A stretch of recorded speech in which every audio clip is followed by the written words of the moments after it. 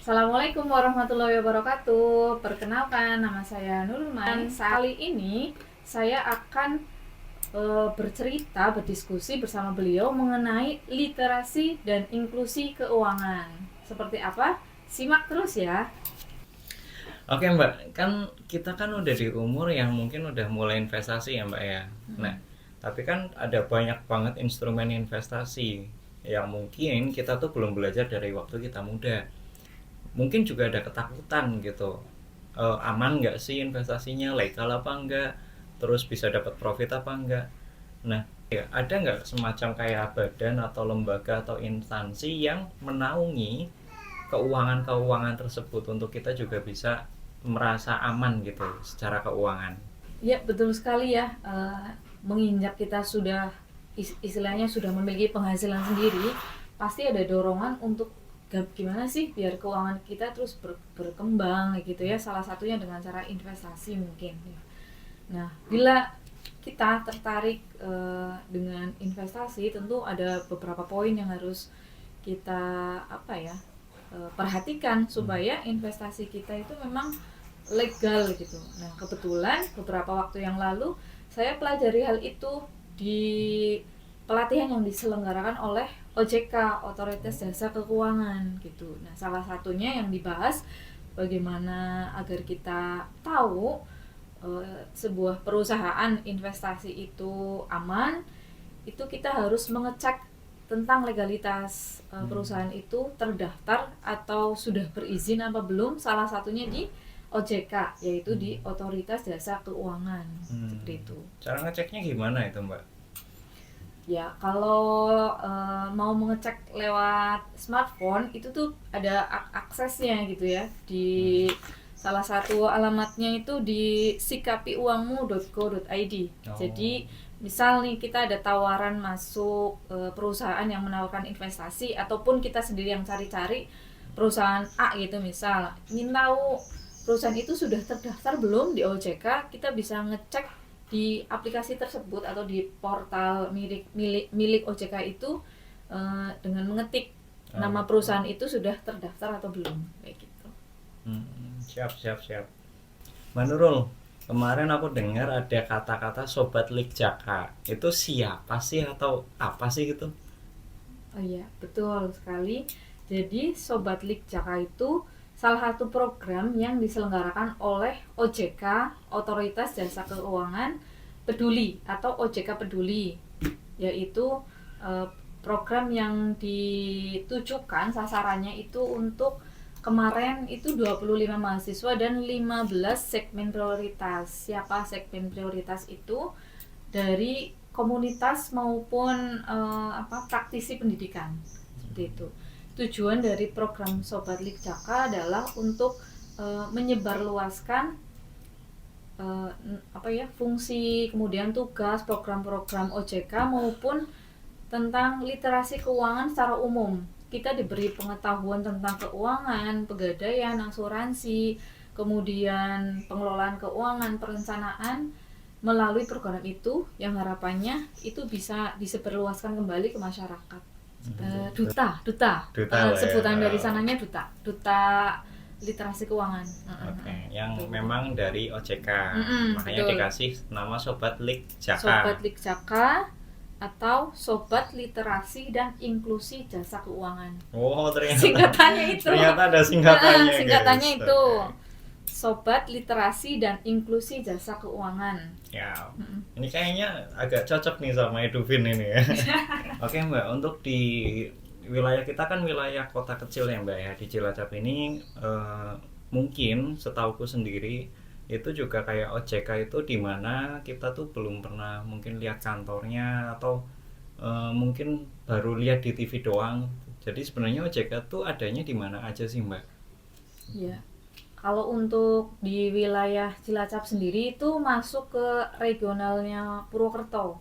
Itu jadi kantor yang menaungi keluhan atau kebutuhan masyarakat terkait jasa OJK, kita ngikutnya di Purwokerto. Jadi kantornya ada di Purwokerto, dan kantor OJK Purwokerto itu bertugas memberikan edukasi maupun penanganan tentang keuangan di berapa ya, Barlima Sakep gitu, Oh, di 5 Purbalingga. kabupaten ya? 5 atau berapa ya, Iya. 5 atau 7, Barlima Sakep itu termasuk Purbalingga, Banyumas, Cilacap, Kebumen, dan Purwokerto sendiri gitu. Oke. Jadi apa sih OJK itu Mbak? Maksudnya tugas dan fungsinya gitu? Ya, oke. Jadi OJK itu adalah sebuah lembaga yang menangani terkait pengaturan, pengawasan, kemudian penyelidikan lembaga keuangan yang ada di Indonesia. Apa itu lembaga keuangan? Contohnya bank, kemudian pegadaian, kemudian tentang perusahaan yang menyelenggarakan investasi, kemudian pasar modal, dan seterusnya. Jadi lembaga keuangan itu bukan hanya bank, tapi segala macam jenis lembaga yang menyelenggarakan kegiatan dalam bidang keuangan kayak gitu. Itu untuk kaitannya fungsi yang ke lembaga keuangan, dan fungsi ke masyarakat atau ke konsumen gitu ya. Salah satunya adalah melakukan tindakan preventif melalui edukasi dan juga melindungi terkait aduan ataupun ada konsultasi-konsultasi terkait kasus-kasus keuangan. Wah, bahas investasi juga berarti ya Mbak ya, OJK itu ya? Betul. Nah, ini kan kebetulan aku udah mulai investasi mulai 2 tahun yang lalu nih. Sebelum aku mulai itu aku belajar dulu di YouTube dan sebagainya. Tapi nggak tahu nih, ketika misalnya terjadi sesuatu itu kita harus kemana. Ternyata OJK bisa mengatasi itu ya. Ya, berarti kalau kita tertarik investasi, salah satu lembaga yang bisa bisa kita jadikan rujukan atau acuan itu memang OJK. Salah satunya untuk mengecek kelegalan sebuah perusahaan yang menawarkan investasi. Wah, ini penting sih teman-teman sih kalau yang mau mulai investasi atau yang mungkin eh, baru belajar, ini penting banget nih. Jadi mungkin ada nggak tips-tips dari OJK nih tentang investasi? Ya, betul. Salah satu fungsinya OJK memang memberikan edukasi berupa tips-tips bagaimana sih kalau kita tertarik berinvestasi itu yang aman gitu ya, yang memang terpercaya. Salah satu atau beberapa tips yang bisa kita terapkan ketika mau berinvestasi menurut OJK nih, salah satunya kita harus memahami tujuan kita berinvestasi itu untuk apa. Apakah jangka pendek atau jangka panjang, kemudian investasi dalam bentuk apa. Kita juga harus tahu dulu, meyakinkan bahwa memang kita sudah perlu berinvestasi atau belum, seperti itu.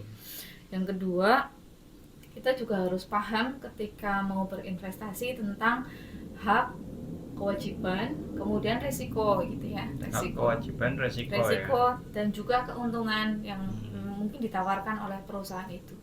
Jadi tidak ada satu investasi yang tidak memiliki resiko kayak gitu. Wah. Itu versi OJK itu seperti itu. Jadi kalau ada perusahaan yang menawarkan keamanan 100%, justru itu perlu dipertanyakan kelegalannya. Iya, karena di Indonesia nih sering nih Mbak ya terjadi di berita-berita itu investasi bodong. Betul. Nah, itu juga termasuk yang mungkin si perusahaan ini atau orang ini, perseorangan ini bisa memberikan keyakinan kepada konsumen atau pelanggannya bahwa investasinya punya gitu, aman, 100% aman, terus returnnya gede banget. Nah, itu tuh betul. harusnya kan kita aneh ya harusnya ya, tapi kan orang yang belum teredukasi itu biasanya langsung tertarik Mbak. Jadi gimana tuh, ada nggak tipsnya biar kita tuh nggak langsung tertarik sama yang too good to be true? Iya, betul sekali. Kadang namanya orang diiming-imingi keuntungan besar gitu ya, memang mayoritas pasti tertarik, tergiur gitu. Cuman sebagai seseorang yang idealnya kita harus belajar gitu ya, harus belajar apapun itu, patut kita harus mempertimbangkan ulang gitu, itu masuk akal enggak ya gitu ya, masuk akal. Jadi dari OJK kita harus memiliki dua prinsip. Yang pertama tadi legal, yang kedua logis. Legal Gitu. dan logis. Ah, Wah, 2L. catat 2L. 2L, legal dan logis. Legal terkait perizinan, dan logis terkait itu tadi, kita harus mengecek keuntungan yang ditawarkan itu masuk akal nggak gitu ya. Kemudian ada jaminan-jaminan yang membuat kita tertarik, tapi sebenarnya itu nggak masuk akal gitu. Salah satunya jaminan 100% aman, kemudian jaminan tidak ada resiko gitu. Padahal setiap investasi itu ada resikonya, dan kalau versi OJK yang sudah sering menangani hal itu, semakin tinggi keuntungan dari sebuah investasi, itu resikonya juga semakin besar. Mungkin peribahasanya ini ya, high risk high return ya. Betul, betul sekali. Oke, High risk oke. high return, seperti itu. Low risk ya low return. Cuma ya kalau nyarinya aman ya yang low risk aja gitu ya. Tapi Betul. kalau yang pengen menggebu-gebu carinya yang high risk, tapi ya itu harus tahu bahwa itu high risk. Iya, Gitu ada ya. resiko tinggi juga di situ kayak gitu. Nah, itu kan tadi tentang legal dan logis itu kan eksternal ya Mbak ya, dari pengetahuan luar kita. Tapi sebenarnya ada nggak sih yang kita tuh harus siapin dari dalam diri kita sendiri, dari internal kita? Ada nggak Mbak? Terkait supaya tidak terjebak ya, Ya, atau biar tidak terjebak dengan investasi ilegal gitu, atau investasi bodong. Ya, salah satunya tentang manajemen keuangan, dari manajemen keuangan pribadi kita, maupun kalau misal kita sudah ada penghasilan yang lebih dan banyak sekali kebutuhan yang memang harus tercover, otomatis manajemen keuangannya juga harus dipertimbangkan. Karena salah satu tips juga yang patut kita pertimbangkan kalau mau berinvestasi, salah satunya tentang jumlah dana yang kita miliki gitu ya. Kan otomatis dana yang kita keluarkan untuk investasi itu adalah bagaimana kita mengelola manajemen keuangan kita kan investasi pasti berapa persen ya kita mengalokasikan untuk investasi. Itu juga harus kita perhitungkan teman-teman. Jadi kemampuan kita dalam berinvestasi itu seberapa banyak, seberapa besar, dan jangka waktunya seberapa lama gitu. Itu juga masuk dalam manajemen finansial kita terkait kita menentukan mau berinvestasinya seperti apa. Oke. Nah, ini Mbak, tadi kita udah bahas tentang dari eksternal sama internal ketika kita mau berinvestasi ya Mbak. Nah, tapi ada nggak sih kayak ciri-ciri investasi yang ilegal gitu? Iya, ada salah satu ciri-ciri yang mungkin mudah dikenali gitu ya. Kalau perusahaan investasi itu menggunakan skema Ponzi. Apa itu Mbak? Jadi skema Ponzi itu kita mendapatkan keuntungan dari dana yang kita investasikan itu berasal dari dana yang diinvestasikan oleh orang lain gitu, atau dari member baru, istilahnya begitu. Jadi misal saya berinvestasi, dijanjikan mendapatkan keuntungan sekian, tapi ternyata keuntungan yang saya dapatkan itu berasal dari uang investasinya orang lain yang baru bergabung. Itu namanya skema Ponzi. Jadi dana yang kita investasikan bukan dikelola oleh perusahaan itu beroperasi, misal dengan perusahaan entah produk maupun jasa, bukan dioperasikan diambil keuntungan dari situ, tapi dari member baru yang baru gabung gitu. Berarti hanya uang yang ditumpuk-tumpuk ya. Betul. Tidak dilakukan semacam kalau di saham mungkin ya. Kan kita masyarakat nih taunya kalau misalnya kita beli sahamnya dibikin modal buat si perusahaannya membuat produk, untung dari produknya bisa baru masuk ke investor. Nah, sedangkan kalau skema Ponzi ini itu ibaratnya si A paling atas, nanti si B di bawahnya. Si A dapat untung dari si B, gitu ya. Si B dapat untung dari si C, betul. C dapat untung dari si D, terus-terusan. Iya. Oh gitu. Betul. Nah, apa mengerikannya skema itu, Mbak? Skema mengerikannya ketika pada masanya nanti perusahaan itu sudah tidak mendapatkan atau kesulitan mendapatkan member baru. Atau macet. Akhirnya kan macet kan. Iya nggak sih? Kan kalau member baru, uang dari member baru sudah dipakai untuk memberikan keuntungan member lama, nanti member yang baru masuk nggak dapat apa-apa kalau misal perusahaan itu tidak mendapatkan member baru lagi, akhirnya mandeknya di situ. Jadi korbannya Permasalahannya di yang situ. paling bawah Paling ya. bawah, betul. Yang paling untung yang paling atas. Paling atas, Oh iya. gitu. Itu mengerikannya skema Ponzi teman-teman ya. Oke, Betul. oke. Tapi pernah terjadi ya di Indonesia ya pernah. Banyak sekali, banyak ya? banyak. MLM gitu-gitu. Ya rata-rata ya namanya macam-macam ya, tapi iya, kita namanya harus maksudnya tidak semua MLM menggunakan Betul, skema Ponzi betul. juga ya. Cuma maksudnya karena dulu tuh pernah yang sampai booming itu betul. MLM, jadi mungkin itu yang kayak tersisa di masyarakat Ya, gitu loh. Oh, stigmanya MLM tuh gitu. Ponzi gitu mungkin. Gitu. Iya, memang nggak bisa dipungkiri sih, memang ada yang seperti itu. Maka sebagai konsumen kita memang harus cerdas-cerdas dalam memilih perusahaan investasi gitu ya. Jangan sampai kita terjebak dengan skema Ponzi yang dilakukan oleh perusahaan investasi tersebut. Oke. Berarti itu tadi kita udah kenal sama beberapa investasi ilegalnya, Mbak. Nah, sekarang tips-tips biar kita tuh bisa menghindar dari investasi yang semacam itu gimana, Mbak?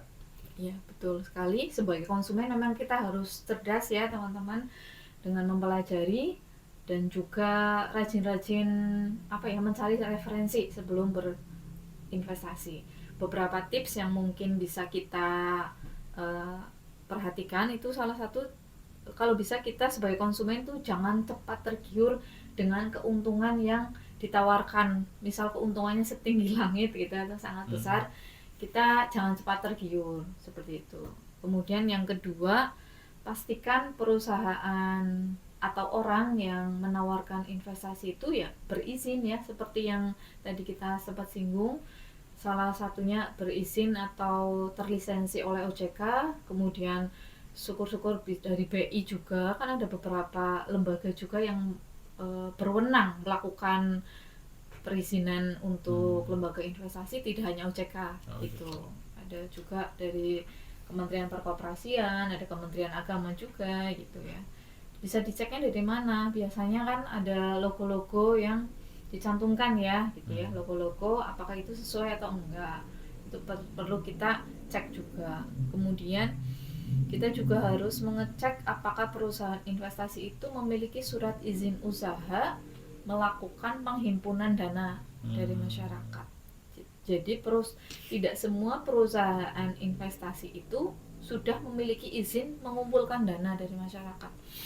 Itu harus ada perizinannya, ada surat izin usaha penghimpunan dana gitu ya, atau SIU. Itu kita harus teliti sampai ke sana gitu kalau mau terhindar dari investasi ilegal. Oke, jadi mungkin kalau aku bayangin jadi gini, Mbak. Misal kita investasi nih.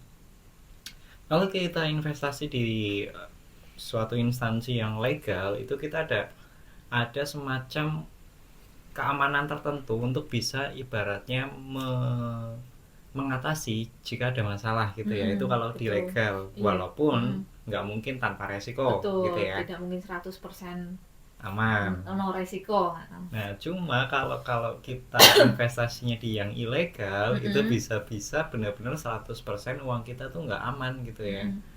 Di situ bedanya antara ilegal sama yang legal. Nah, betul. Berarti misal kita terkena atau kesandung masalah ketika kita berinvestasi, ketika kita pengen ngajuin ke OJK atau pengen tanya ke OJK gimana ngatasi masalah ini, gimana caranya itu, Mbak? Ya, jika ternyata nih namanya musibah ya, kadang memang tiba-tiba menghampiri kayak gitu. Kalau misal di kita ataupun punya saudara yang ternyata sudah terjebak dengan atau menjadi korban gitu ya dari investasi ilegal, kita bisa melakukan pengaduan ke OJK, bisa langsung ke kantornya.